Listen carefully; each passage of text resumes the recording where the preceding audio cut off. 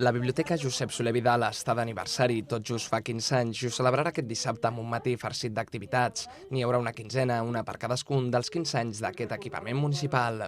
Seran activitats per totes les edats, hi haurà activitats en les quals es podrà participar durant tot el matí, en qualsevol moment del matí, des de les 10 fins a les 2 de la tarda,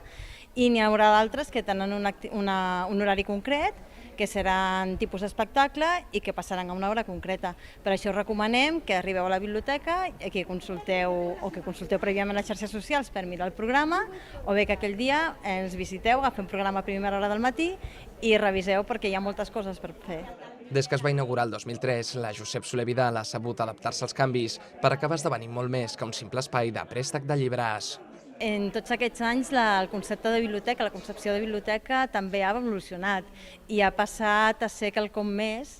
que un lloc on la gent anava a estudiar o a agafar llibres, no? Parlem de música, parlem d'activitats d'aprenentatge, d'autoaprenentatge, de col·laboració, de participació, i en aquest sentit la nostra celebració dels 15 anys